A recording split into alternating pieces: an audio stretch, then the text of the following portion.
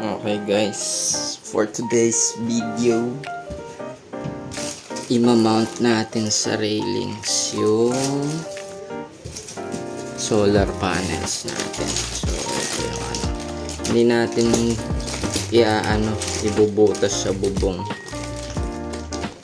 Hindi ko dala yung drill wala, lang natin, papatong natin to dun sa bubong. Since dalawa naman yun, okay lang yun, hindi naman lilipa rin yun since mabigat, since magkasama yung dalawa. Meron tayong L14 sana pero tsaka na yan. Tapos ito yung end clamp tsaka yung middle clamp. Ito, ayan, middle clamp.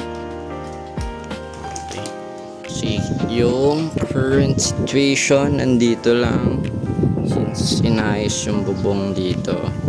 So ayun, ang dumi, inisin natin para okay pag minount natin.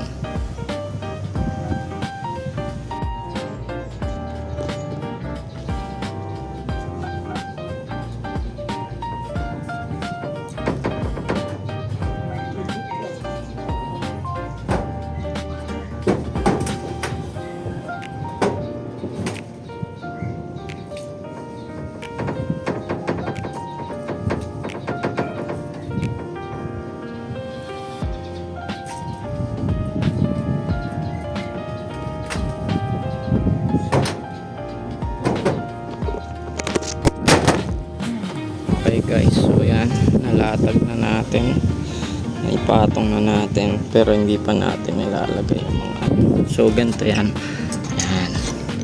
yung mga clamp meron yung ganito yung pang lock. So yung rail meron siyang different orientation pwede siyang nakatayo to or dito kasi yan, pasok yan dito.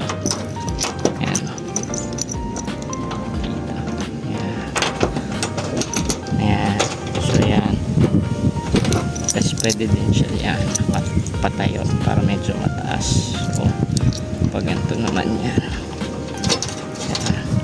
so dapat okay yan, okay na yan, pero dapat nakataas dito para hindi na tubig usok natin. Yan, okay na. So nandito na siya, hindi na siya dito para hindi na bababad sa tubig pag umuulan. So ito, higpitan lang yan. So need na kahit hand tight mo muna. Ayan.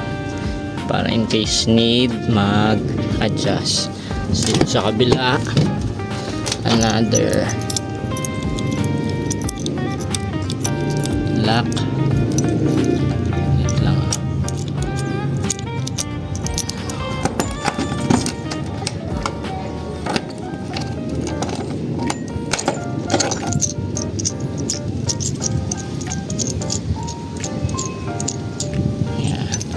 Tapos slide mo lang yan dyan.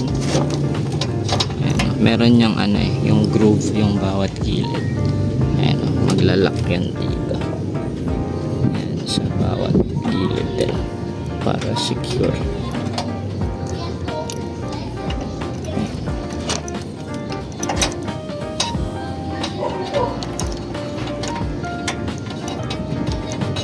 Ayan. Ayan.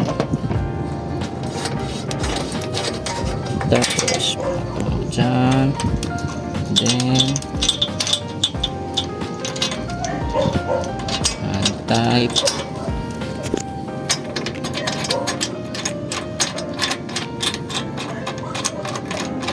Nadali tayo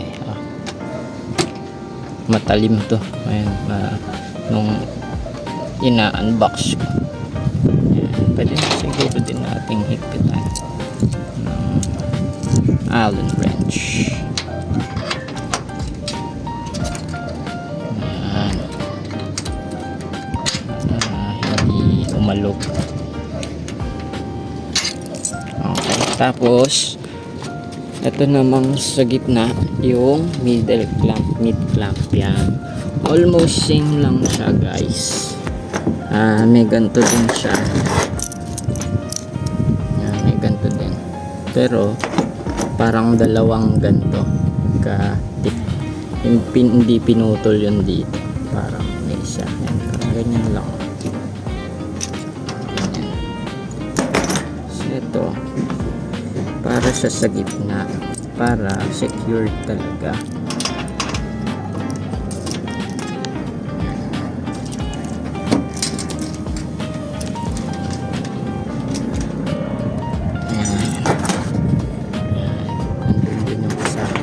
Doon ko nahigpitan yung ganda. Tapos lagay na natin yung dito sa dulo. Pwede mo din siyang iganon guys. So, kung tinatamad ka, pasok mo lang ganon. And, tapos yan, i-slide na yan. Slide bubbles. Yan, ganito. Yan. Tapos yan, snap. Lagay mo na.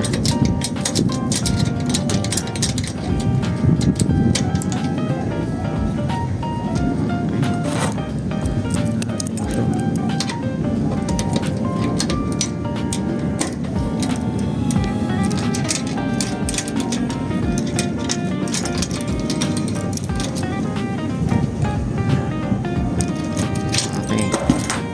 Ang spot dito.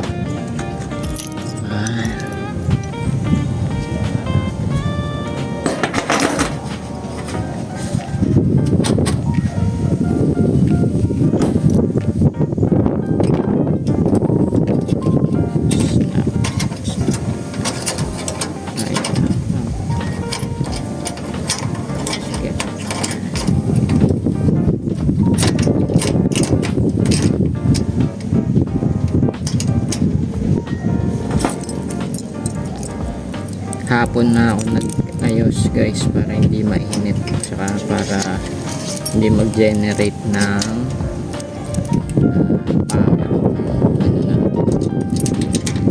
PV, iwas disgrasya. Okay,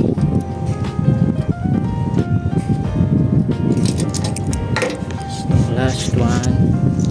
Medyo mahirap pero tapak tayo dito since 40 kilos lang naman tayo. Yan. Okay. Yan. Okay na. Secured na yan.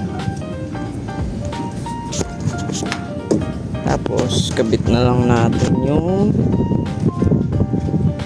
connection sa MPPT.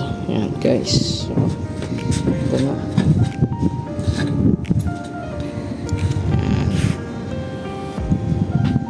Okay. So check natin kung babalik na sa below 3K yung bill kasi parang halos isang taon ko nang hindi na ilagay dito yan. Check natin yung bill next month. Okay, thanks for watching guys. See you again. Bye bye.